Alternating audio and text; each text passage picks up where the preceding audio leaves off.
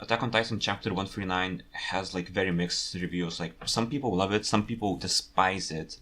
And I feel like the purpose of the stream is just to basically just give like a quick objective.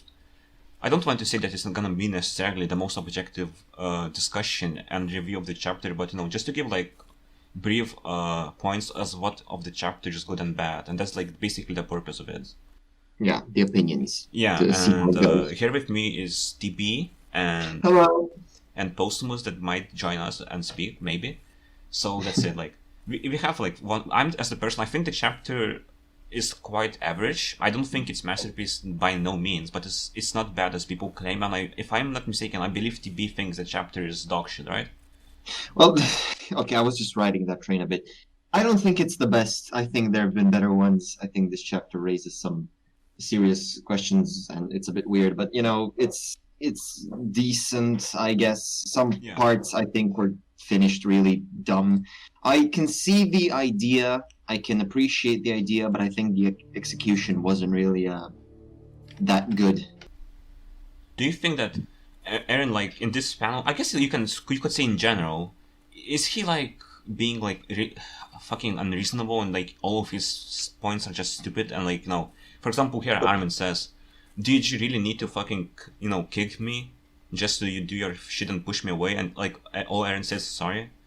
Do you think that's bad or I mean, sure, one can interpret it as a dick move, but I'm pretty sure this is just put in for some light banter and to fill the page. As for the context of the entire meeting, this does explain how Eren talked to Mikasa in 138, because we never saw anything but a sandy desert. So these are all just made up memories that he's constructed. They're not even actually here. They're just memories that he's implanted. So that explains that part. As for the things said, I think it's best to just go, as they go, instead of talking about them all in one singular concept, because I think that's just too wide to grasp. So I think we should go one by one. We begin with the logical argument of Armin asking the logical question. The first one anyone would get: why did you fucking destroy my face? Yeah, exactly. Like, what was the point? Because now, with this context, it basically seems that the reason why he did this is just to fucking, just to flex on Armin, just to say, I'm free, you're a slave, bro. That's sort of like, I guess, stuff, it's not fulfilling, because Aaron's character isn't supposed to be just, fucking rage tart. He's supposed to be like this guy that he has like his mission, and he wants to carry his mission. He doesn't want to be like, the audience doesn't want to see him as like this fucking rage tart that all he does is saying I'm free and I'm like kicking everyone else, and like doesn't even make sense. Like his actions don't feel like they make sense, right? I think that's like the general well, I mean, this on its own doesn't tell us much, really. Yeah. The only thing that this tells us is, he didn't want to kick his friends, but I mean, let's be honest, everyone by this point already assumed that he didn't really want to kick his friends. Yeah, like so this isn't really a shock or a revelation. Yeah, exactly. The scene is also the same shit. It's just, that's right, I just wanted to push you guys away. How could you not be seen as the saviors of... Yeah, and he wants to make them the saviors of the humanity. Like, basically the Tybers. And honestly, I don't really have an issue, because, you have to make someone a hero, basically Tybers. Like, if you have problems, like, for example, Armin being, the next Billy Tiber, then you have to have problem with Billy Tiber being Billy Tiber in the story, because he also was shown as a hero by a fabricated story. Instead, this time, it's a real story, so I feel like, I don't think people really complain about this fact, but I've seen some people really, like, don't liking this, because it's Armin Wang. It's like Armin being the fucking heroes, or like the next world leader. No, please, no. I'm already broken about that, and do not say that name. Yeah. No, but listen, I think this is definitely the first part where people get upset, and reasonably so. I was disappointed by this myself. It's just dumb. I mean, of course, there was always the discussion of, does Eren want to be stopped, or does Eren not want to be stopped? And this chapter answers right at the start that he does want to be stopped. And it's dumb, really. It is kind of dumb when you think about it. I mean, sure, it works. It works in the context, but number A, number A. Number one, it's a gamble. I mean, let's be honest. He even says that you would probably become the most respected beings in the world. He's not, oh yeah, you're going to be free. It's a gamble, first of all. And second of all, it really does undermine well, I'm not saying the last few chapters had any tension, but even if they did, it really does undermine that tension, because now when you reread those chapters, you know, so the reason Eren didn't remove those bombs around his neck is because he wanted to lose. You know, the reason this shit happened like this is because he wanted to lose. And that's not bad on its own, but considering how every fight in Attack on Titan, like every fight, the Hat Shifters was a big fight, full on full, where both sides were determined to win.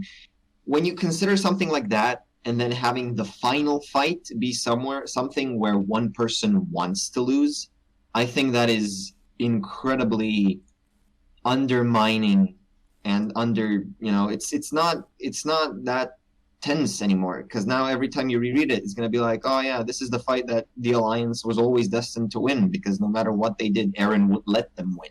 Yeah. So not only does it just lower the tension, but it's also kind of just dumb of Eren. Eren is a person who fights. Eren is a person who was determined to destroy the world. Him going right here and saying, well, I'm fine with that, just destroy me, is kind of the equivalent of him saying, hey, Armin, I gotta be honest, I know Tatakai, fight, but I kind of can't fight this enemy, even though he can.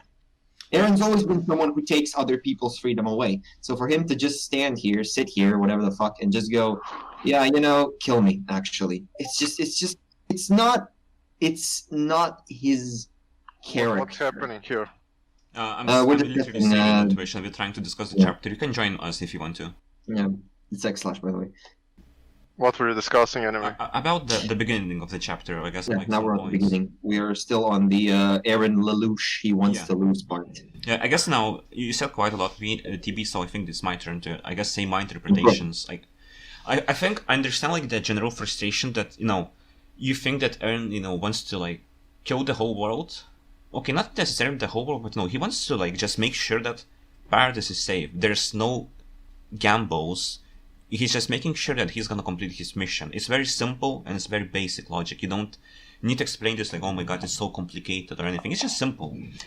And when this chapter happens, it basically now shows you Lelouch.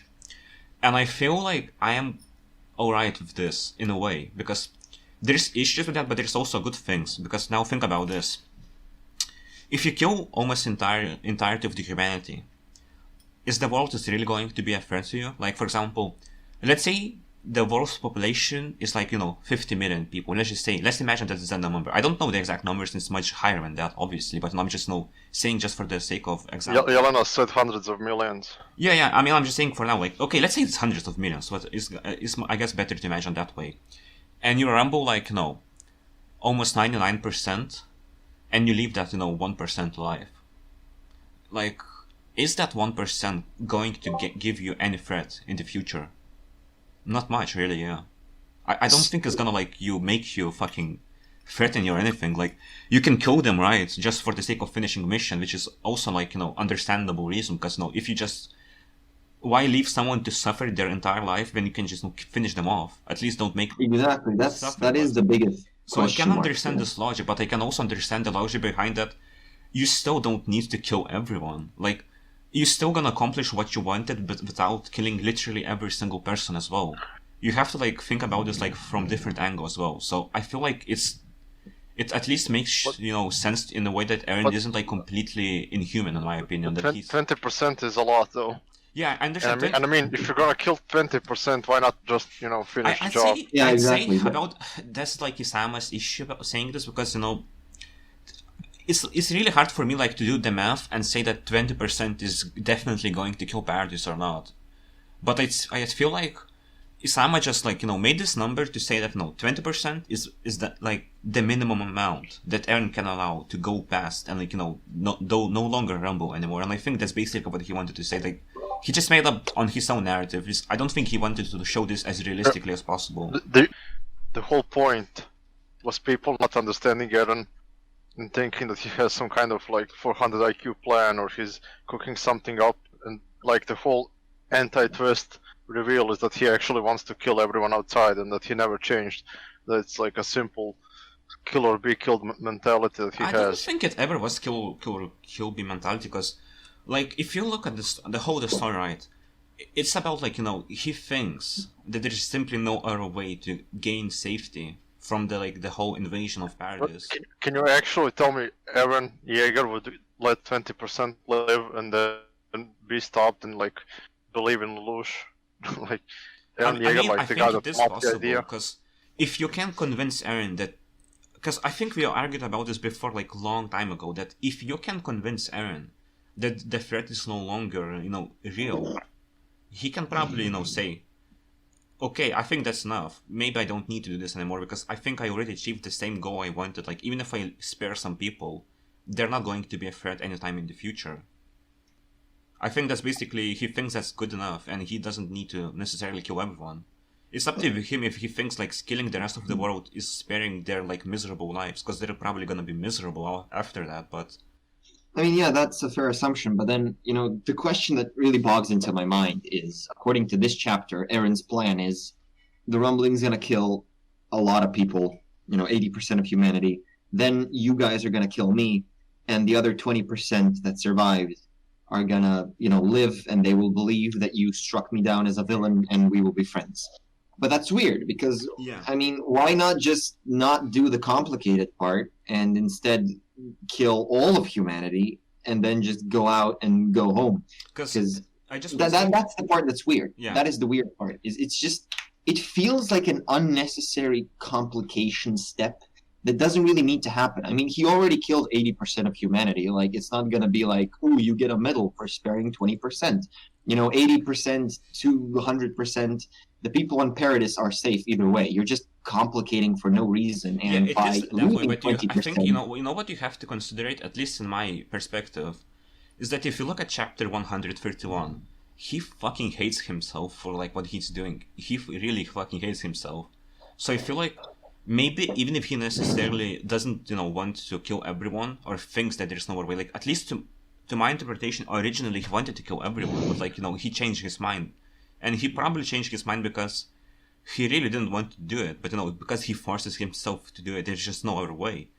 And and I guess maybe he was looking for someone to to say that it's done, it's enough, you can stop now, you don't need to continue this any longer. Maybe that's what Isama wanted to say, but he's fucking so bad at implying those things that he's just fucking retard or something like that. That could be just basically it. I think that could be like what Isama wanted to say, but he's just not good enough to convey those things. I think I see the point. I think he just wanted to do like a Greek tragedy for Eren, like yeah, exactly. Like he just the wanted to boy, do tragic.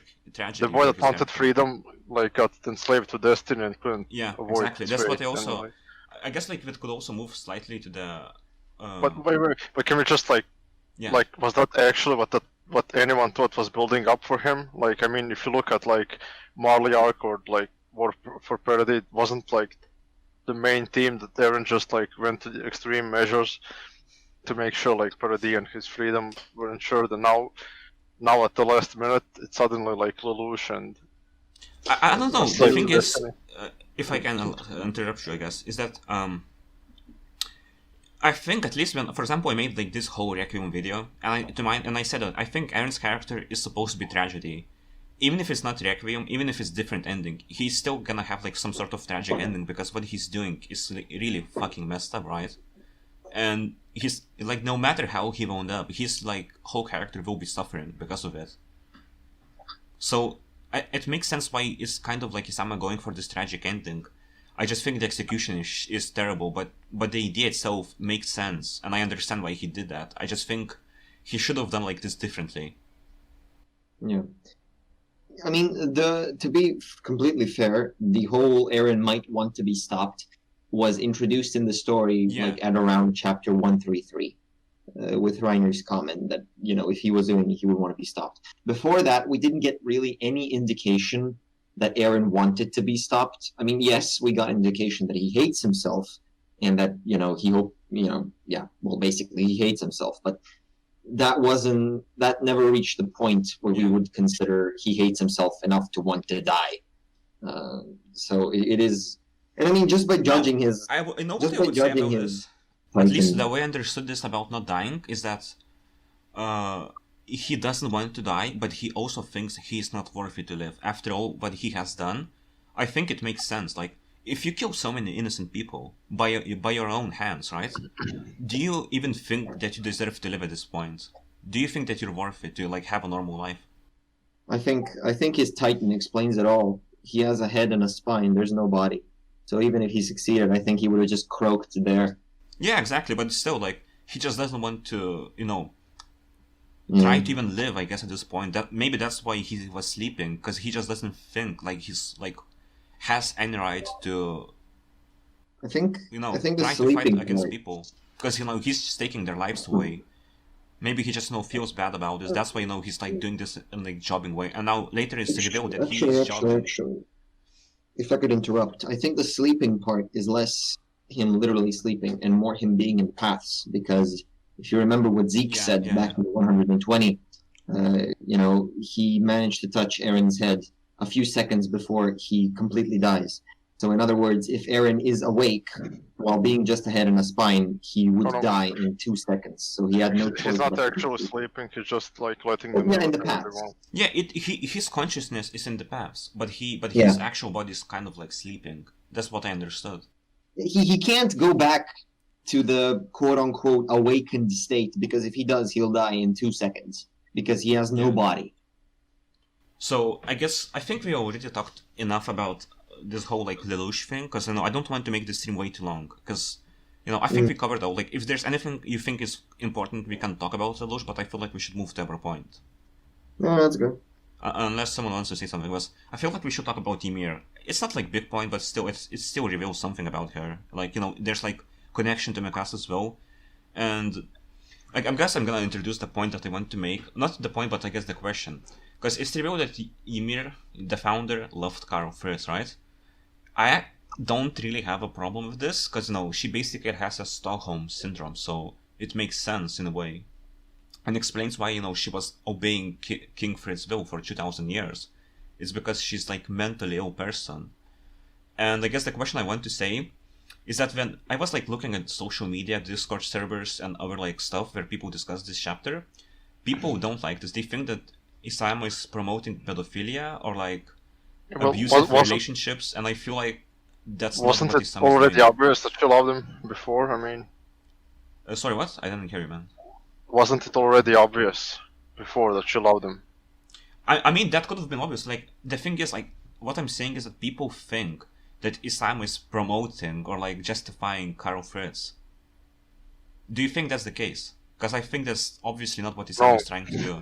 Some people, ironically, on like social media, I've seen saying that Ymir Fritz was like, all this time, having. Well, I think it's a shit motivation and like a shit development, but I don't think it's actually like problematic. Yeah, exactly. I don't think it's problematic. You can say that it's shitty and doesn't really fit the story. In my opinion, I don't know how to put this. It is confusing for the chapter 122, I guess, because Eren basically freed her, right? Like, he gave her like some freedom, and then all of this is kind of irrelevant because of Mikasa. So yeah, well, it is brought up only because of Mikasa. It's literally brought up only because of Mikasa. Yeah, then it makes like justify quote unquote what she's doing in the finale, because I mean, I've already voiced this before, but I do feel like Mikasa was just fucking shoehorned in at the end. Feels like such a contrived way to make Mikasa like. Yeah. It does. It really does. I mean, the message is just so weird, because ever since Ymir, introduced herself to the story, everyone was wondering, how do you stop Ymir? You can't just kill her because she's already dead. So how do you quote unquote convince her to stop and pass away into the afterlife? Which, fair question. It's hard. You can't kill someone who's dead. But this just seems like it seems like the same thing with Zeke. It seems like it's done to just make a way for something to happen, because Isayama can't think of a different or more easier way to fix it. Because it's true. I mean, Zeke's death technically should not have stopped the rumbling, because the royal blood obstacle was overcome. But it stopped the rumbling. Why? Because there was just no better way to stop the rumbling, and Isayama thought that would be the easiest way to do it. And since Zeke had to die anyway at some point, there you go. I feel like this is the same thing. It's just that, hey, yeah, so Ymir was Stockholm Syndrome, and that's important because that's how I intend to explain why she stopped. I mean, the thing is, I don't want to say that Stockholm Syndrome is necessarily a bad thing. Because, you know, the whole slavery thing is like, if you want to show like the most slave person ever, you know, you have to show how like slave mentality works. Because I did like I studied history a bit, and some slaves actually develop like this whole Stockholm Syndrome, especially after like losing families and stuff. Like they just basically have no reason to live. So some of them can develop that. So I don't think the portrayal is necessarily bad. It is even realistic to a certain extent. You know, if you remove the 2000 years bullshit nonsense, it makes sense. I don't think it's like necessarily shitty motivation or anything. But the issue is, it's not even that Mikasa comes to like, you know, show Ymir that, you know, because like for example in like my video that I done like 137 like analysis video, I said like, you know, Mikasa is similar to Ymir, and I was right on that part, I guess. My interpretation originally was that Ymir learns from Mikasa how to live her own life, you know, not to obey someone else, not to obey Eren, but live your own life, do what you think has to be done, right? And now it shows that parallels that Eren is kind of like King Fritz, and Mikasa kills King Fritz, therefore Ymir is free finally. You know, this sort of like stuff is, I don't think it's good enough for this story. No, I don't think it's good enough either. And also, another problem I really have with this, it's that Mikasa is basically made as the key for the story. But like, literally, she wasn't the set whole up conflict revolves around Zeke, Eren. To an extent, you can say Armin and Hanji, because they were like also a big part of the story. Isama didn't show them properly that they were like also like big part of the story, but you know, they are actually just part of the story as well. But it was mainly Zeke and Eren. And yeah, exactly. And the main part out of nowhere, Mikasa is the key to the like story, and it's like, what the hell Isama is thinking? You know, why Mikasa is so important here? I mean, not only Mikasa. I think it's Zeke, Eren, Reiner, and Armin. I think the four of them were definitely the big ones in this game, because Zeke had his whole deal with his dad, and that ended weirdly. Levi didn't really do anything. I think Levi and Connie maybe were kind of pointless. They could have been killed off and we wouldn't have lost much. Let's be honest. Nobody really cares about Connie or Levi at this point. So they feel kind of off. So John, Annie, Peak, they can be here. We're not losing much. But the main part really was Reiner, Armin, Eren, and Zeke. Zeke because he just got his world shattered and he has to come to acceptance that, well, he should have come to acceptance on, you know, that he has to stop Eren, even though that was done kind of mediocrely, but we're not here to talk about Zeke. Reiner because of the just incredible fucking amounts of, you know, just not only build up to Reiner as a character, but also the build up between their arch nemesis between Eren and Reiner. And yes, I do know people will say that they didn't want to see round fucking 87 of them two fighting, but it didn't even have to be around 87. It could have been just a one and a done thing where just one punches the other and it's over or something like that. Because it's not about the helos, it's just that it was set up so much. These four characters, Armin had been given so much attention, Reiner had been given so much attention. The entire fucking last live panel was between Eren and Reiner. There was no Mikasa in there. It was just these three characters, and Zeke to an extent, were talked to so much, and all that Mikasa had was an occasional headache and, you know, conflicting feelings about, oh, do we have to kill Eren? Which she did like 15 times in a row, and then she just said, fuck it, I'll do it. So it really feels like it was a giant fight between four people, and then this fifth person, being Mikasa, just slid in out of nowhere and just took the home stretch goal.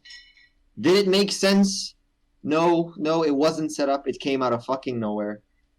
I mean, it was not as explored or prepared as the other four characters were. For example, that's my issue. If Mikasa was developed before this, and she was like important for the story, I don't think people would even have issues here at all. Like, even if Eren like suddenly sims for Mikasa or anything. But, you know, Mikasa being the key to the story right now, with no development, nothing really. Like Mikasa was getting development, but it was like her separate character arc. It wasn't related to the main themes of the story or like the main purpose of the story. What Isama was trying to say, it just came out of almost of nowhere. Like this, like for example, you have the main character, and suddenly like I think Mikasa is basically a supporting character, something like Sam from Lord of the Rings. She's something like that basically. And then like she's suddenly a supporting character, like side background character, suddenly becomes one of the most important characters in the story. I'm like yes, you can say that Eren, Mikasa, Armin like are the main three protagonists of the story. That's why you can like put her in, but you have to prepare this, you have to set up this, you have to build up this moment. You can't just make this out of nowhere, and that's why I agree with this complaint about Mikasa, and I'm not even going to bother, defending this, because I don't like this Mikasa key moment at all. Exactly, that is what I agree, because before the battle began, everyone who theorized could have gotten an idea on which of these characters would do what. Reiner would be the one to tackle Eren, Zeke would be the one to tackle Ymir and the Titan stuff, and Armin would be there to bring Reiner and Zeke into a bigger understanding to do this. Yeah. And together they would bring down Eren. That's how it seemed. That's how most of the setup seemed to have went. It's that one takes down Eren, the other takes down Ymir, and the third helps them realize and achieve that goal. That's how it should have been, I think, in my opinion. But the way we got it is that nobody stops. Not the first doesn't stop Ymir, the second doesn't stop Ymir, the third, who should have helped these two, just ass-pulls something about a fucking leaf, and then this completely new one who was sitting in the back seat just comes up and takes care of both problems. Yeah, exactly. Takes care of both Ymir and both Eren, and that just feels dumb. It's just like it's the equivalent of fighting a race, and then you finally beat the other three contestants, and then this 13th person you've never seen in your life just fucking overruns you walking backwards. Like, what? Why? Exactly. Who? That's what I agree as well. Like, sorry to interrupt, I guess, but I felt like we were already finishing your point, so I just want to say, I'm done. It would have been fine if this was prepared, and you could understand, because in a way we all knew that Mikasa is going to kill Eren, so she was important to the story, but it wasn't important as like, I'm gonna say this, like there's S tier importance character, A tier, B, and C. And for me, Mikasa is like B, maybe A tier at maximum. She's like B character for now, right? And then she suddenly jumps all the way in C tier, in S tier. And you have to think, okay, so she's really important for the story. With like being like half of the story, she is just there simping around Eren. And then suddenly she's like very important. Like, no, I'm not eating that shit, dog. I'm sorry. I'm not eating this shit. I'm sorry, Sama. Prepare Sama better. If you want people to, eat it. Like, if anyone else wants to say something about this, or we should move to another point. No, I guess we're fine. All right. So let's see. The other point is, I guess, the Eren's love for Mikasa. Did you think it was done in a good job or a shitty way, or like, did you expect this to happen at all? Like, what's the because for example, from what I see, I don't think people necessarily had the option, the issue that Eren liked Mikasa. What they had an issue is that this like literally assassinated Eren's character. Like Lelouch is already a problem, but this also Mikasa thing, the way he described all of his feelings, like people have many problems with it, and I can understand why, but I also think it's maybe some of it is a little bit uncalled for. Not everything is that bad in here. Like, I guess for now I'll let you explain your issue, and then I'm gonna like respond, I guess. I think the main issue is that, like, can you go up a bit, up to the because I want to bring up something else before I go to this, because it ties in. This one? To the Dina thing. This, right? Yeah. So I think this panel, this page right here, has the same explanation as the proclamation of love towards Mikasa that Eren has in this chapter, and that's that it was not really necessary. Now, what I mean by that is, when you look at this page, for example, that Bertold wasn't supposed to die, and that he ordered his mom, that he ordered Dina to eat his mom. When you look at this information, does it change anything? No, it doesn't. It really doesn't. It doesn't change the story. It doesn't influence any of these characters' decisions after this is revealed. Basically, this is technically just useless trivia that takes up a page, and it serves for nothing because it doesn't improve any character and it doesn't lower any character and doesn't change any character's actions. In the same way is the Mikasa thing. Now, we already know that Eren cares about Armin and Mikasa greatly. They're his childhood friends. Yeah. So now we have Eren proclaiming that he loves her. All right, that's cool. But what did this change? This didn't change anything. Sure, he loves her romantically, but he still cares about her, and he's still exactly the same as he was when she was quote-unquote just a friend. In other words, the proclamation doesn't achieve anything when you think about it. It doesn't change how Eren acts. It doesn't, lower it. It doesn't raise it. It just adds a bit of banter that, we could do without. Because if we just imagine this chapter, but without the proclamation of love, and instead it just being, friendship and, brotherly love that he already has for Armin, if we imagine it was more like that, it would be the same thing. There would not be much change when you think about it. If that's the only thing changed. If we left everything else the same, the Dina shit and the Leaf and it was Lelouch planned, if we left all of that in, but just changed that Mikasa was just the best friend, it wouldn't have changed much. Yeah, I agree to an extent, I guess. If Slash, you want to say anything, or should I go first? No, go ahead. Okay, I'm gonna first respond to the Bertolt point. I absolutely agree with this point.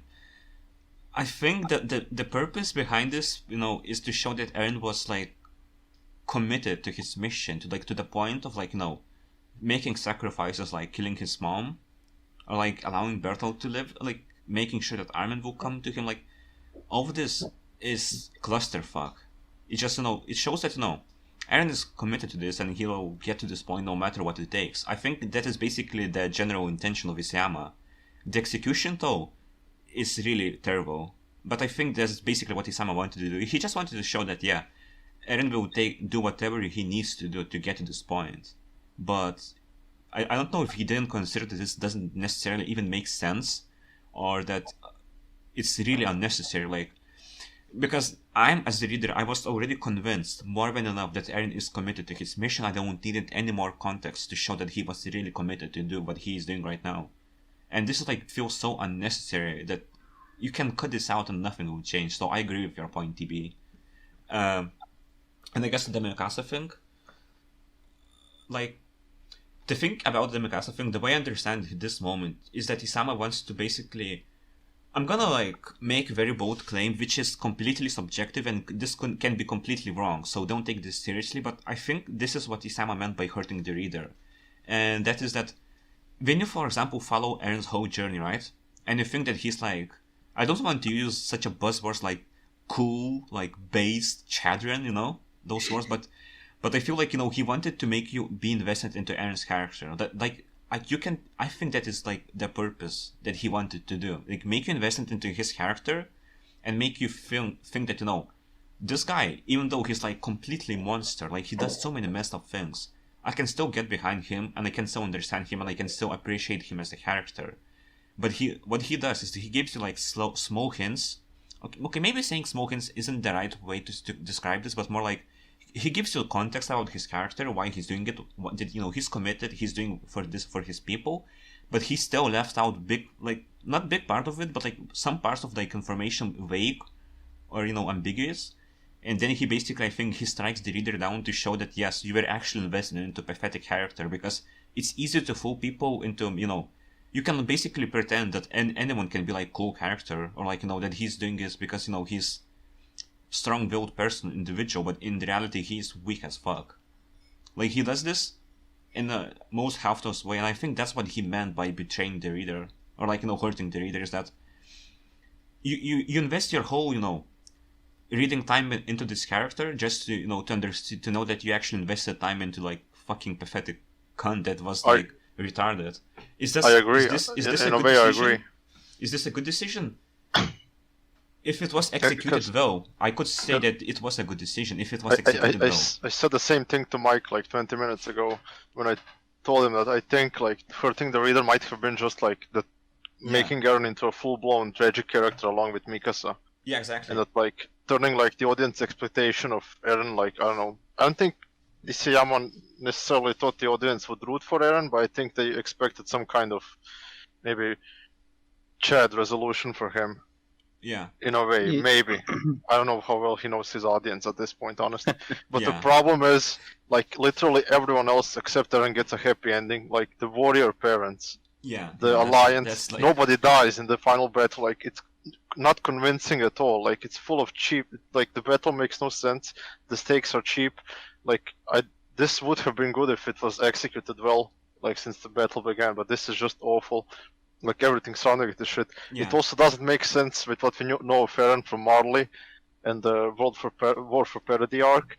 And also, like, if you also look at the final panel, which looks like it has a baby girl drawn in it and not like Eren at all.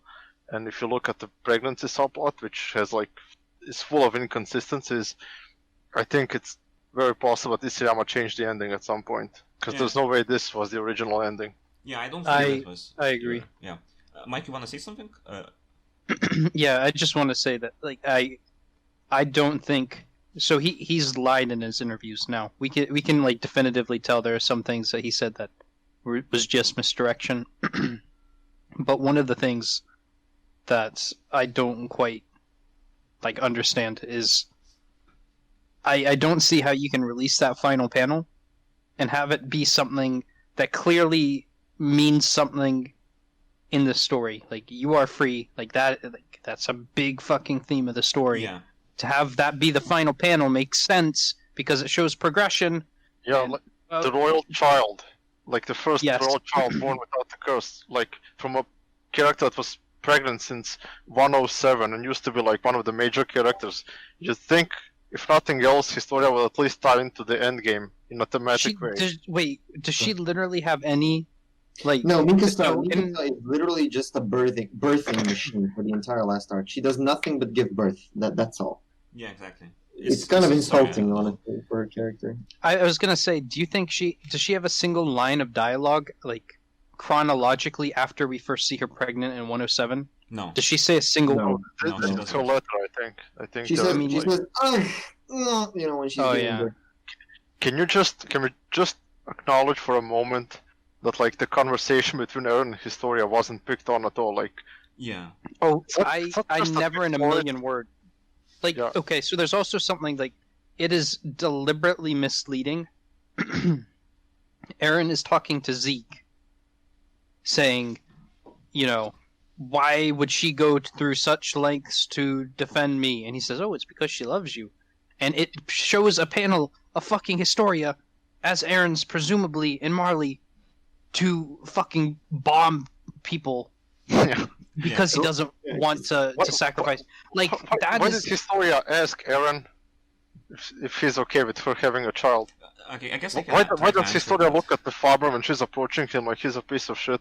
I Like, don't I feel get- like a joke why- has been played. Why did she not marry him before? But like, you can't convince me that this wasn't like a retcon drop. She gives birth months in advance. This 100% was a retcon plotline, and it was supposed to be. I'd say Yeah. it was a bait, and because I did read some Japanese manga quite a lot, and I've noticed that Japanese people in general like to bait the shit out of readers. They don't even like give but, build up or cool, setup. but, They like, just fucking bait Mikasa people. shippers are most of the Japanese readers are Mikasa shippers. Like this, Yeah. the Historia fans were never a big portion. Like, there's no point in baiting Historia shippers. No, like, it's not that even oh, you're oh. baiting Historia shippers. You're baiting Mikasa shippers to doubt themselves. I think that's the point. That's too delusional. No, that like they're mental ill 12-year-olds. They don't know. They don't I read the agree. story Mikasa well stands, enough on, to- especially like, on Twitter, I'm like one of the most dumb people I've ever seen. But yeah. I mean, I think honestly, the whole baby thing should have been dropped, and instead it should have just been that, you know, Historia ran the fuck away and hid somewhere, Yeah. and, you know, spared us this entire baby bullshit where everyone's like, who's the father? Is it the farmer? Is it Eren? Is it someone else? Because let's be honest, we've debated the fatherhood of the baby for like years, and I mean- now at the end, it is literally fucking meaningless. It fuck doesn't the matter. fatherhood at this point. Can we how do we not get any development to why Historia actually sided with Eren or actually chose to have a baby? Like, how do you skip this? I don't know. The way I can see have we not spent years on this? Have we not spent years trying to decide who the father is? And now here at the end, after years, the baby and its father is completely meaningless. For all we know, it could fucking be Zeke, but it doesn't matter because, the baby's not gonna do shit. So who the fuck gives a fuck who the baby's father is anymore? Sure, it's the farmer. Nobody cares. Can you actually, is there literally anyone who's actually satisfied with Historia having like 3 lines in the whole final arc where it just ends with Eren saying you're the worst girl in the world? I was saying this before, and I say this again. You can notice that Isama just simply doesn't give a shit about the Historia anymore. And for example, the way you can prove it is that you have Zeke. He's royal person, right? He has royal blood. If Paradis doesn't even attempt to ask him, why not why not Zeke is trying to, impregnate women or get volunteers to do that shit. Like, it's not necessarily, you don't need to even make that Zeke does that in the story, but you need to at least test him, and you can at least show that, Story and Paradis gives a shit about Historia's, agency and what she can do. But the story didn't even address this shit because the story simply doesn't give a shit about Historia, and that's what I'm trying to say. Why keep it a mystery though? If the plan was always to because I feel like why keep it? Why not just give us like a full-blown Historia chapter where you just? I agree that is like just a stupid decision on Isama's part, but I was saying is this like Historia even now Historia, if Eren is the father or not, it would literally change nothing. You might as well just explain who is the father. You don't need to make this so mysterious. In a way, Isama has excuse because in chapter 108, I think it was basically stated he's the father, but it was stated in such a terrible way that it basically made people even more suspicious of who the real father is. Unless he fucked up or he's stupid or something, I don't know, but he has this excuse basically that I said it. He's the father. Farmer is the father. Said this long time ago. He can say this bullshit excuse and he will get away because technically he did say it. Doesn't matter. He said it in the most terrible way possible. It's not. Problem. It's bad writing because there's you have literally a plot hole where Levi says that Historia is gonna give birth in a few months, and she gives birth in 2 days. Not only that, but the way you do know, the biggest fuck up when it comes to this whole pregnancy thing is when you think about it. Any other alternative to what happened to Historia would make just as much sense. Let me explain. Let's say she ran away and hid. Would that change anything here? No. In fact, that would bring even more reason as to why an even more better reason, I think, as to why they can't kill Zeke, because nobody knows where the fuck Historia is. Fuck it. What if Historia was assassinated? What would that change? Fuck all, because she's not doing anything. In fact, that would once again bring even more reason as to why they couldn't kill Zeke, because they have no one with royal blood anymore. Basically, what I'm saying is, anything else other than pregnancy to have happened to Historia would have made just as much, if not more sense, as to why she's not doing shit. Also, which basically means that this is all pointless. I feel like we should stick to the chapter. Why did she suggest the pregnancy? They have the wine. Why is it her plan? Is she using the child for natural?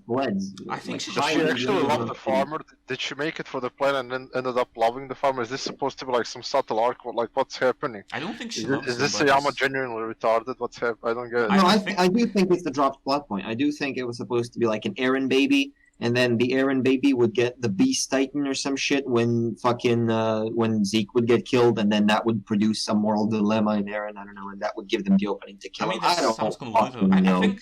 I think what he wanted to do, or at least what it was meant to be for now, is that Historia was in this whole situation where either Zeke she eats Zeke and becomes the next royal titan, Beast Titan, or she will breed children. So she thought if she gets one children right now, she will escape that sacrifice sacrifice, I guess, and she will also shows that she supports Eren. That's all it is. That's all there is to it. It's not good enough. It doesn't really make much sense, but you have to accept it that's how it is. And also, I guess we can talk about this for a moment, but I feel like we should stick to the chapter because we're gonna talk about something that is. It's related to this chapter, but I feel like there's still. I don't want to make the stream way too long when it really needs to be, because this chapter isn't that good in general. No. I don't know, just the Mikasa thing. I mean, the Historia thing is just it's definitely one of the biggest what's the name? One of the biggest fuck ups in the story for me, at least. Yeah. I think it's just it's a shit in a jar of honey. Yeah, and if you also can say it like that. I guess Just- you covered yeah. the Historia thingy enough. I feel like people understand why. How can you justify it? Not much, but you can like justify it if you really want to. But like in general, Historia has not received justice at all in this fucking story arc, and it's so obvious. But I guess like what I want to say now is that if you like ignore the Lelouch part, and as I said before, like the whole like betraying reader thing with Eren, I think this is Isama's thing is that no, he wants to make Eren look pathetic, right? And his I only guess that- example of this to make Eren look pathetic, make genocidal apologists pathetic by showing that he really likes Mikasa. And like this whole thing is so confusing because I think what Isama is showing here is like the two friends having banter, and Eren is like such an awkward guy. It's not even incel as people claim to be. It's not even incel thing. It's just that guy is so awkward. He doesn't know how to express his own love. He doesn't know how to express his own feelings. I think that's what Isama wanted to show, but he made it in such a terrible way that people think Eren is literally an incel. Because like his point is, he thinks he doesn't deserve to be with Mikasa, right? And that's why he pushes her away. But then he says shit, but I still want to be here.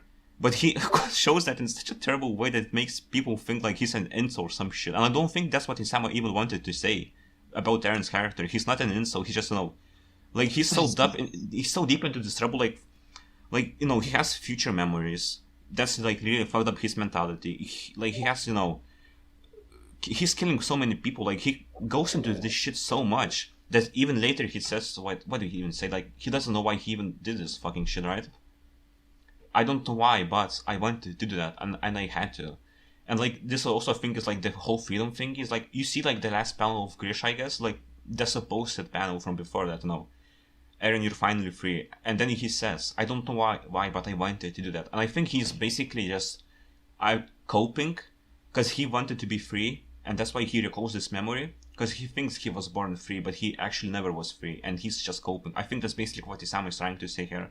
It's just, execution is terrible. I think the idea is neat. It could have worked if the execution was way better on this shit. And you didn't need to show that Eren is a pathetic person by expressing this shit. Because in a way that it doesn't even feel like Isama is trying to say that Eren is pathetic. He just shows that he doesn't know how to express his feelings at all, because it's like fucking stupid, I guess. And the way he expresses that Eren is pathetic is mostly like when Armin scolds him. Like, I understand why people are frustrated. I don't think it's necessarily a character assassination, but it's more like downgrade. It's just downgrade. It just makes him look. I guess that's every character. That's what I said before about the betraying the fucking, hurting the reader. I guess it just wanted to make you invested into Eren, just to in the end to make him look pathetic. I think that was Isama meant by the hurting the reader. Do you have any thoughts on that? Every character got a downgrade, honestly, in this chapter specifically.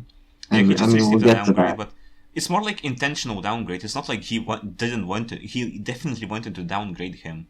So I won't say that it ruins his character, but it's more so Isama just made a mistake here, because he thinks that if he's gonna like hurt the reader this way and make Eren look pathetic, then people will think, oh my god, I guess I was betrayed by Isama. It was more like so I followed the journey of one character for like 4 years, let's say, right? Just for him to talk about Mikasa. He should have talked here about freedom, something else, not Mikasa. It should have been like freedom. Was I actually free or not? Like even if you have like this fucking panel of Grisha saying you're finally free, Eren. If you show that panel, then talk about fucking freedom. Why do you need to talk about fucking Mikasa? I don't understand this shit decision. It's so stupid to me. Just don't talk about Mikasa. Like, I understand the intention. I think I understand it. I think what Isama was trying to say here, but it's such a terrible, clunky way that it's like, why? Why Mikasa of every single thing? You can talk about like hosts slaughtering people, guilt, regret, freedom. What was the point? No, it's Mikasa. Mikasa was the point. I mean, she's not really set as being the point, but it's more so, Mikasa is used to show how Eren pathetic really is, so I don't know what the fuck Isam is thinking. It's just not good. I don't really think want the to defend problem this. is, I think the problem is that everything in this chapter, including this and this next point that I want to get onto, Yeah. everything in this chapter is, in the end, retroactively either preceded by or is pointless. I think that's the biggest problem Yeah. with these chapters. I think The also Dina thing that he ordered his mother to kill him, pointless. The Yeah. Mikasa love thing, pointless. Historia having a baby, pointless. The fact that the fucking worm exists and that it needed to be a part of the final fight instead of, the entire alliance maybe holding down the Titan so Mikasa can get in, pointless. The fact that the fucking Eldians turned into Titans only to immediately turn back into humans, pointless. It's just pointless upon pointless upon pointless stuff that is just put in and then resolved, and it doesn't change anything. Isn't that That like is, a big problem with the whole yeah, last arc? this Like whole the arc, Yeah, structure that of is so much of pacing is horrible. unnecessary things that they don't need to be. You don't need to see Armin Vank. You don't need to vank Mikasa to give her like character development, I suppose. Don't vank characters just for the sake of developing them. If you want to develop characters, develop them properly. Don't vank them for one chapter. I mean, yeah, it's just the problem with this entire last arc. Yeah. The Aaron's new Titan form, pointless. Aaron's colossal Titan, pointless. It's just, it doesn't need to be here. It okay, it's in here, all right, but why is it in here? It's just a waste of space. It's panels and pages that you could have used to wrap up stuff that were more relevant or stuff that should actually be seen more than thank you, Aaron, for becoming a murderer for our sake. Well, who cares? Okay, I Nobody guess- cares. He's dead. If you have anything to say on this point, does anyone have anything to say about like this whole point about Eren and like so many unnecessary details, or we should move on to this point? Let's move on. Because Let's move a on lot from of Aaron people- at least. I For feel other like this is pointless one of the details. biggest offenders of the chapter. Personally, for me, the biggest offender of the chapter was Mikasa's wank. She was wanked so much that I don't know if Armin was wanked just as much as Mikasa was, because she's literally the key to the story. I would either have Armin as the key to the story because he was still relevant to the story, but not Mikasa. But I guess it's just my preference. But you became a mass murderer for our sake. I promise I won't let this error go to waste. Do you think that this is problematic? I mean, to be honest, this doesn't even sound fucking human. I promise I won't let this error go to waste. Like, what the fuck is this wording? Like, hey, I mean, this is a minor nitpick, but it doesn't even feel like genuine. It feels like a robotic response. Yeah. Hey, X Slash, thank you for murdering my sister's murderer. I will not let your prison sentence be in vain. Like, what? You don't say that, for fuck's sake. You go, Aaron, thank you. I'm sorry I can't help you. You don't go, I promise I won't let this error go to waste. Oh? What mean, the is thing this? is, Is this relatable? Maybe in Japanese it sounds better, but I guess the way I see this is like, the general problem that people have with this is that basically Armin is saying, thanks for genocide.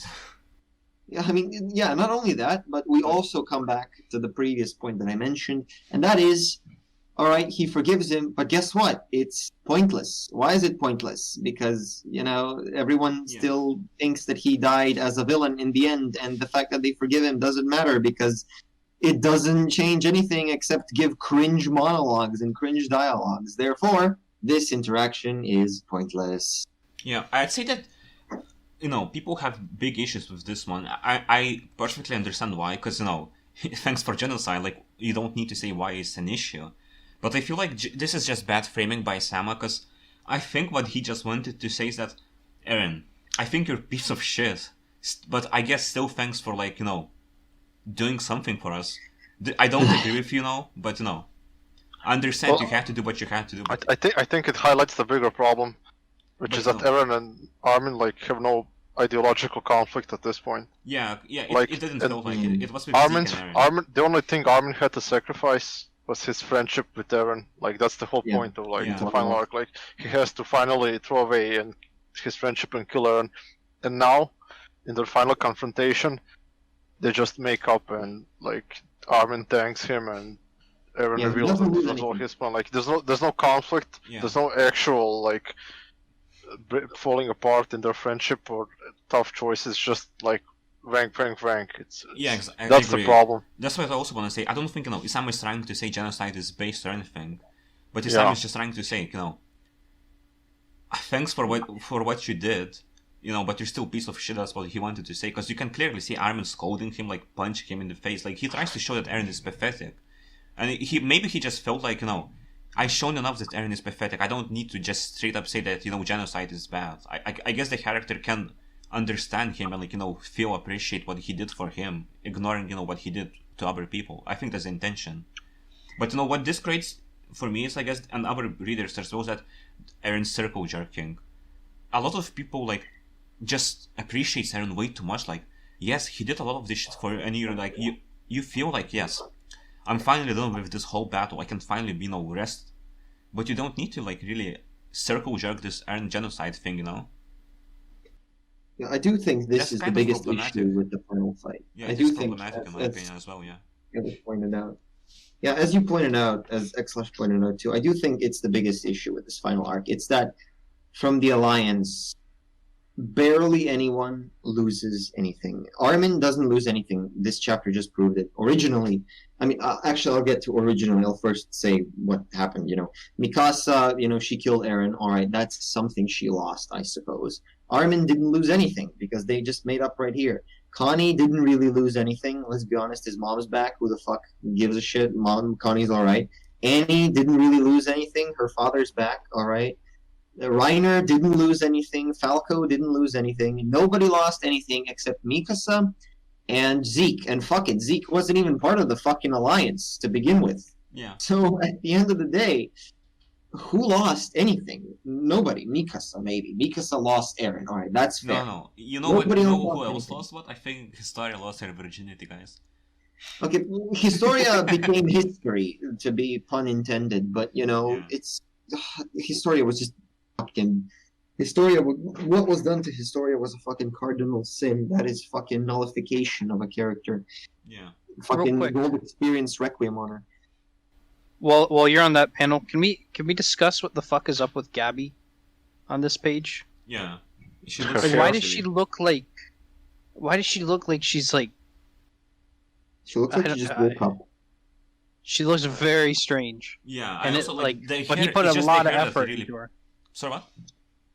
You can tell he put a lot of effort into that drawing, but she looks weird.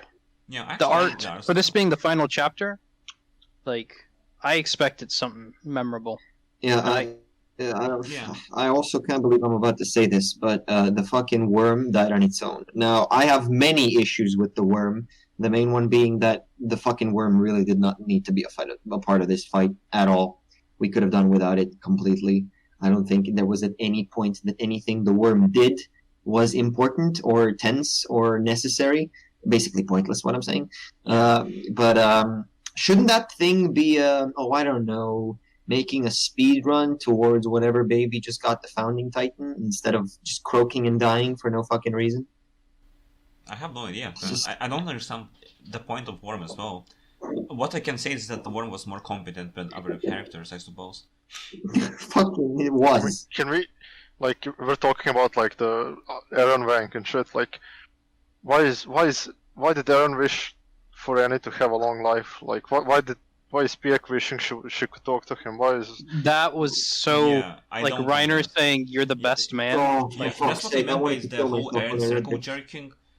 I understand that Reiner, John, or Connie can be appreciative of Eren, right? Because they're still their friends. It's not that easy to let go of your friend when even if he kills so many people. It's just human psychology. I can understand the idea and purpose behind it, but Pieck, Eren is nothing to you. Why do you speak about him? Shut up.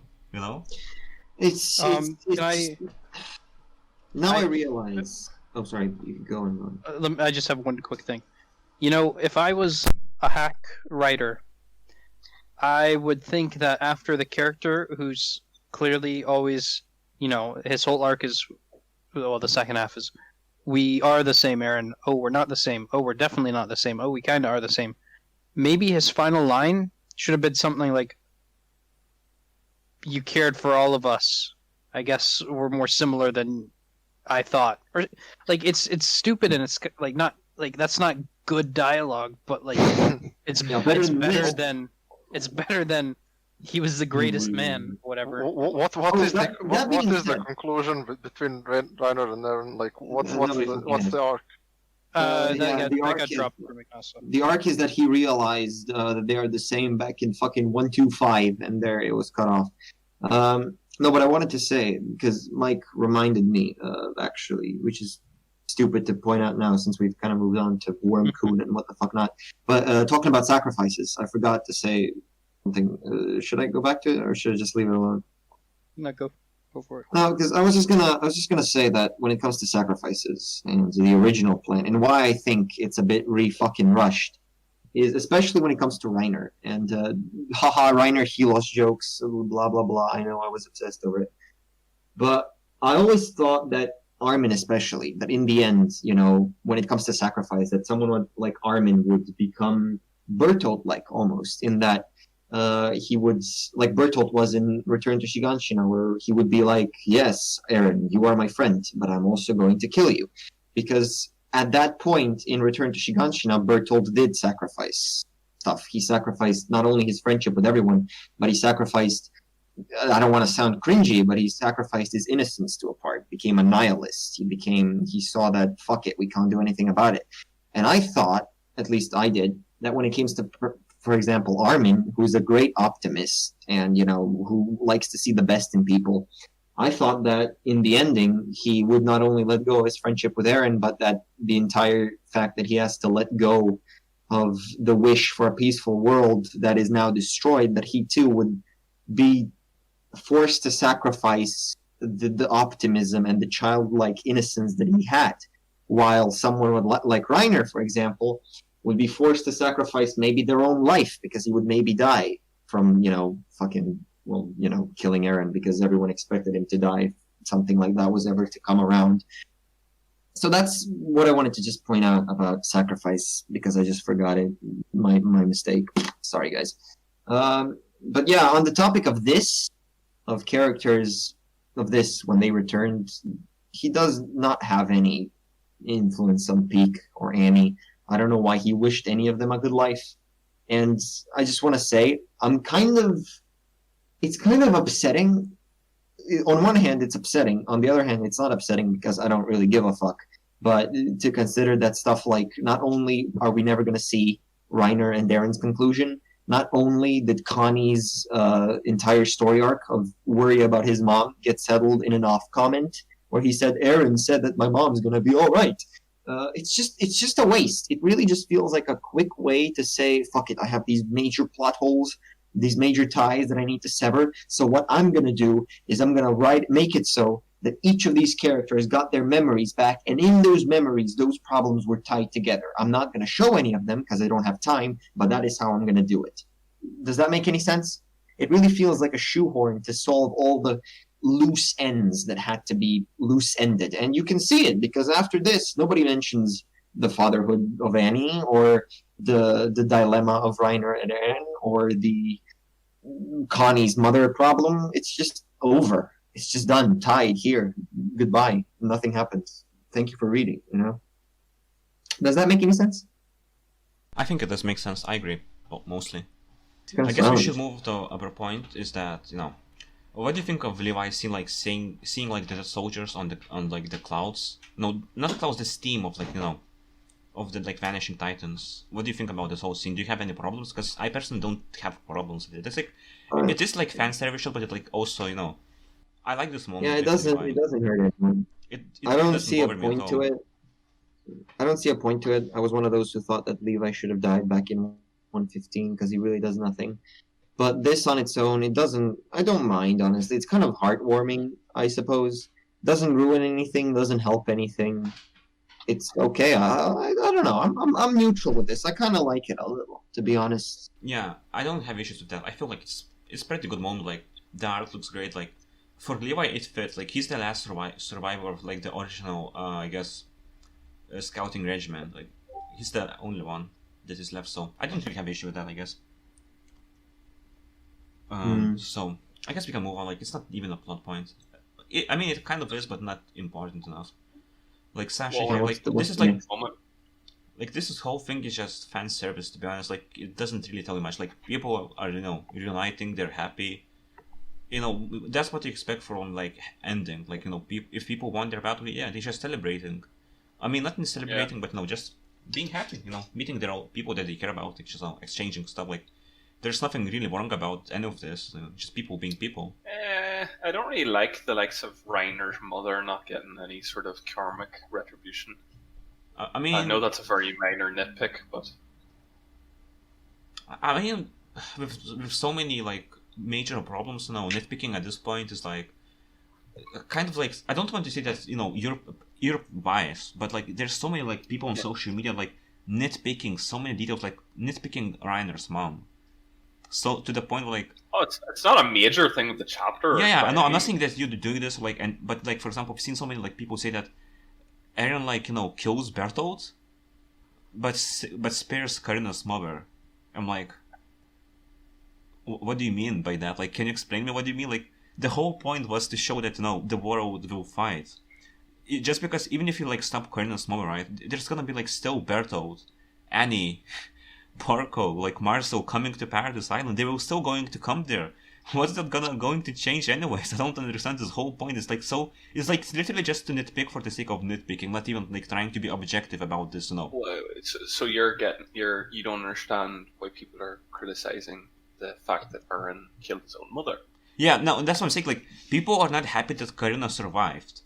I'm not saying this is your point, but this like I remember like this thing from many people saying like in 4chan, Twitter, Discord servers. Like I've seen so many people say this whole point that Eren literally will prefers to save Karina's mother instead of his own mother. By letting. Oh no! I don't think. I think like Reiner. Sorry, I don't think Eren planned for to save Reiner's mother. I don't think he even thought about it. Yeah, exactly. He didn't even plan about this. Like, what's the? Yeah. I was just. I will say the thing about his own mother. I think the reason people are confused about that partially is because Eren's a very angry character. The thing that set him off in the first place nearly seemed to be the fact that his mother was eaten by titans. He swore revenge and everything against them. And yeah, you could say it's his character evolving, but it's still a little bit surprising. It's not necessarily bad, but the thing I think that confused people the most is that Eren says to Reiner in like chapter 100, he's like, why did he's asking Reiner basically to justify why his mother was eaten by a titan, but that is rendered somewhat hollow by the fact that Eren was the one who I mean, literally... I'd say that it was just a characterization moment for Eren in this chapter, just to like give more context about him. Like, he didn't know before why his mom was eaten. Like, he knows now that he basically has to put everything he had, like dignity, even brain power, everything he had to get to this point. I think that was the point. Is it well done? It's not well done. Its execution is terrible, but you can understand like what Isama was trying to show is that Eren is... I get what you mean. And that is for the main thing just that disappoints me. You probably already talked this before.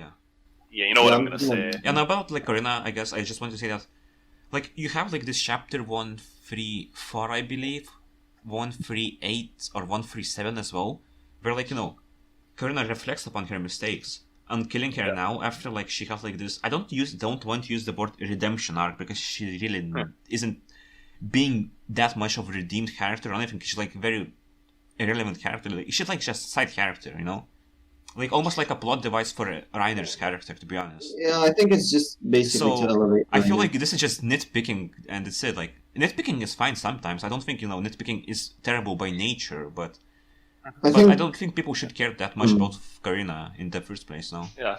I just want to add real quick. I just want to add real quick about the Karina thing. I do think that it's used to elevate Reiner, but I also want to come back to the issue that I said before, is that it really should have been. I think there's bigger issues that Reiner should have been settled on rather than just mommy issues. I think mommy issues is kind of a waste. I think there's a more important thing that should have been resolved with him, but that's just me. Anyways, moving on. Okay, Mikasa taking the head of Eren. Don't give a shit. I don't see any problems. I don't know how the fuck she got back. Where the fuck is she walking to? Honestly, like, where is she going? I think she's just leaving on her own. Like, I think it's just open to interpretation. Whatever. I don't care. It's not fan service. Basically. It's fan service. Yeah. Fan service. This shot here. Just let it It's go. Armin Vank. Is it bad? I don't think it's bad. It's also like recalling to like Trostar. I agree. This isn't actually bad in itself. You know, like it just makes sense. It's just okay. It's the story being consistent. And, like the story has been always like this. It's the story being consistent. Yeah. That's it. Mm-hmm. Yeah. Then you have the farmer. Pointless. This is, I guess, We talked about his story already, so I don't think there's any point to talk about here. Yeah, it's just pointless stuff. I think this bit here is actually quite dark. This wee bit at the end, the epilogue, just the it is, I implications guess. of it. Yeah. But anyway, go ahead. Sorry. See, that does this exact thing is what I mean at when I said before at the start of the stream that why the fuck doesn't Eren just kill everyone and then die himself if he wants to die so badly? It's because of this right here. Now everyone has war. Now everyone's gonna sit at home worrying what the last 20% will do, instead of just killing the last 20% and making it easier for everyone. It's not like you give a shit. Yeah. If you're TB, think about it like this: if you're in for a penny, you're in for a pound, right? Exactly. Just fucking kill them all. You Yeah, dumb. I said this before. I understand why you should kill them all, because living like you can see here, like living people live in conditions like this is just miserable. Might as well just kill them all. But I can also understand, like, maybe if you spare them, maybe, their life will be miserable, but maybe later they can recover and live normal lives. So maybe, you can argue for both sides. I don't think that either side is wrong or correct. You can argue for both sides, and it's just how people decided to live. Pointless. This whole, like, also, I guess this, like, kind of shows that Eren basically, not necessarily won, but he basically accomplished what he needed to accomplish in the story. He got what he wanted, so Paradise is basically prepared. If the invasion will come, they are prepared basically for the invasion and they will fight back. That's basically what Eren wanted. To be prepared for the threat and like minimize the biggest threat Eren possible. could have been even more effective. Eren could have been even more effective and kill everyone. Yes, I agree. I agree with that. But I also agree if you don't need you see, it's kind of hard to argue because you don't know the whole. That's the issue with Isayama. He doesn't show you the whole world. He shows you only Paradise and Marley. You don't know shit about anyone else, to be honest. You don't know how strong they are as well. It's like you can argue this like forever, but I don't think we will come to like general consensus about this. Can I say one thing? I don't know if you guys talked about this already, but I'm just a little bit confused about why Grisha would obviously yes, Eren could have passed on memories to Grisha to try convince him to pass on his own Titan to Eren, but Grisha was all saying to Zeke that it was like horrible and ghastly, so I'm just a little bit surprised that Greece actually, agreed to it and then helped Eren essentially. I just don't really understand that bit. Yeah, same. You can headcanon it in a way, but it's just consistent. Also, sorry, Clash, you want to say something? Because I interrupted you.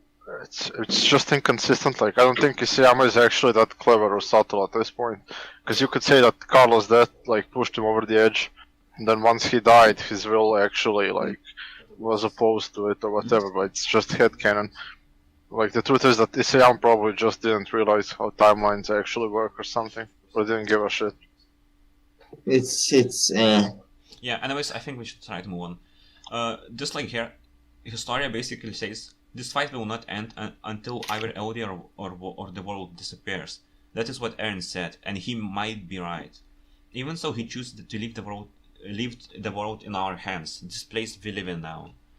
Do you think this is like circle jerking Eren? I think it's like a normal statement that Paradise just embraced that if the conflict will never end, they're just preparing for the wars, but they still, I feel like they're preparing for peace negotiations if they can make them, because it's still favorable to have peace instead of fighting to the death. Yeah, I get what you're saying. It's not necessarily too the conflict and political stuff I think makes sense in the ending. I don't have issues with that as well. I don't know about you. But one thing that confuses me a little bit about it, it is interesting. Like this sort of ending bit in itself isn't bad, definitely not.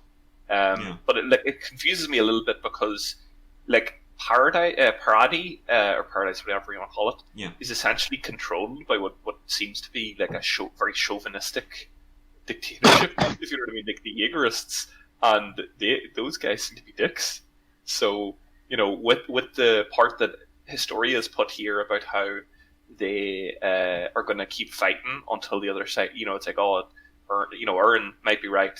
It seems like each side's going to keep fighting until they wipe each other out. And I'm like, well, the people in Paradise are like chauvinists, so Yeah, I mean, the thing is, if you look at a historical conflict, you have to there's this concept called, I think it's called the death of the author, when the author doesn't want to show you, what he thinks exactly, but he tries to show like a realistic possible situation. Like, I think it makes sense why Paradise is chauvinistic. It's mainly for the fact that they have to be defensive. Is it a good thing to show in story like this, especially in shonen demographic? Probably not. Not a good idea. But is it like Probably distasteful or terrible? Yeah, I think you're wouldn't right. say I think you're right. it's not bad. I think it makes sense why it happens. And you have like literally after like this chauvinistic stuff, people, at least the chauvinists here aren't just shown to be like angry fascists for the sake of being evil. They're shown to be like they will fight if they have to, but that doesn't necessarily mean they will fight for the sake of fighting. And like here you have like people. Okay, this is like a bunch of fan service, but like the whole point of this is that from they are like ambassadors and they're arguing with the Paradise and other nations to make sure that peace is possible and there's like no point to fight anymore. And I think it makes sense. It's just basically a replacement for Villa Tiber. Do you have issues with that or anything? No. Because it makes No, sense. I I don't. don't really have issues. It just makes sense. It makes sense why they're doing this. They just want to I prevent any love how, wars. I love how Levi stayed behind. I think that's actually kind of fucking nice because now he has fucking Gabby and Falco taking care of him. Like, we could argue about the whole political situation. Is it possible to, for them to have peace or not? But it is open to interpretation. So I feel like discussing this is just entirely different topic, not related to like the stream or this video, whatever you want to call this. So I don't think there's even point to discuss if the piece is possible. Personally, I think it is possible, but it really depends how the stuff goes on. So I don't think there's much point to even discuss this stuff. I think we should move on to, I guess, to the final, I guess. Yes, like I think that's. Mikasa and Eren. People Right. find this problematic because it shows that Mikasa's character revolves only about Eren, and she literally is like almost like a slave. Yeah. I think this is just projecting, and this is not necessarily what the Isam is trying to show. But I can understand this perspective, so I guess I I'll just- let you. I know you go first, and then I will say what I think. I guess so. If that's okay with you. I mean, the part that makes me at least question this shit a lot is the fact that when Armin and Eren are done with their convo, a bird is seen flying the fuck away, which likely means that Eren somehow fucking got to Armin through a fucking bird, which makes no sense because they're birds. You can't control birds. But then again, birds don't just randomly come down to random people and lift their fucking scarves up. So, I mean, this manga is no stranger to symbolism. Symbolism is everywhere. But symbolism was at least realistic and not giant fucking birds coming down and lifting your scarf. So I do think this is I a mean, bit bullshit. if I I do can, think we should have gotten rid of the scarf. I think it would have been much more impactful if she, for example, wrapped the scarf around the grave or something Agreed. instead of what we got here. But fuck it, we didn't get it. Agreed. if I can add on to this, Yeah. we have like a memory shard of Eren seeing Falco from like a bird's eye view, and there were like Oh Jesus birds Christ! following the alliance around all the time. So maybe it isn't just symbolism, because it was like the source of all organic matter and shit. So It's just, If I it's say just just- weird. If I say very briefly, just sort of in agreement with TB, sort of like line of thinking here, it just feels a little bit sad to me that at the end of this entire story, Mikasa, it's not necessarily that she, is grieving Eren, because you could understand that this is even 3 years later. She isn't as grieved, I suppose, because his friends are coming back. But it just feels a little bit sad that it's sort of just still teasing the fact that she hasn't let go. And, this bird coming in and fixing, like, as TB says, it seems to me like the bird is meant to be Eren, basically. And it's just like, Jesus, this woman still hasn't been allowed, essentially. It's almost like, it's like a toxic relationship in a sense that Mikasa is just being, like, how do you say, continuously reminded of Eren. And it's like, it's I just would have liked it almost more in some way if we could have just been shown that Mikasa did still remember Eren, but that she moved on with her life. Yeah, and I think the reason why it upsets me, I'll just add real quick, the reason why it upsets me is because literally last chapter, he was like, Mikasa, once we're done, get rid of this scarf, please, and just forget about me. And look at this chapter, a bird that's supposed to represent Eren does the opposite. At least steal the scarf or something. No. Okay, let me explain this. I think I understand what is the idea behind this. Okay, basically I'm gonna say a few points. I guess you can like say later if you agree or not, but I don't really have issue here. I don't have issue that Mikasa sits on the grave because let's think about this. Like Eren is dead. Whoever he was, he's dead. Like there's a saying, for example, here in my country, you either speak good about dead people or you don't speak anything about them at all. I think there's like a saying in every country, but at least here we say that. So no, basically just, you shouldn't think about like if Eren was genocidal or not. He's dead. He was important to you as a person. You visit his grave. That doesn't necessarily imply that you haven't moved on from him. You can still miss the person. That doesn't mean that you never moved on from, I mean, it kind of implies that she still is, still relevant on Eren because she still probably lives on the Paradise Island or something. But, it doesn't necessarily just means that, oh my god, she still thinks only about Eren and she's like literally unable to move on in her life. Maybe she did, but she still can visit a friend's grave and honor him, Isn't that really like saying that she's like, slave to Eren's will or something? Like, because I've seen so many people make this point and I think it's really dumb, in my opinion at least. I mean, to be honest... No, I don't think it... I don't think, or at least what I'm coming from, isn't that she's a slave to his will or something. It's just that it's a little bit sad to me that, Yeah, I understand that because I also personally, I wanted to see her move on from Eren, like, just have her life, meet a new, man, create a family, live your life, move on from Eren, he's dead, that's it. But I can understand because moving on is really hard, and Mikasa's character, like, I wouldn't expect that Mikasa would easily move on from Eren, like, after all the story that I read, it would be really difficult, so I can understand, like, maybe the point is that she's slowly moving on, and, the bird is like, the bird is, I guess it's stupid, but I think the intention is with the bird is to show that Eren is watching around Mikasa, he's watching around anyone else, because you can see that the same bird, like if Armin, and other people, is basically to show that, Eren is still watching them, but like, his will still lives, I guess, on the people, and, and he still guides them or something like that. I think that's the point of the bird, is not like, necessarily to say that the bird is Eren, but it's more like, just to represent his will. That's it. I don't think that's more than this. Realistically, you have a couple of minutes left. Yeah, so basically, I think we covered everything important.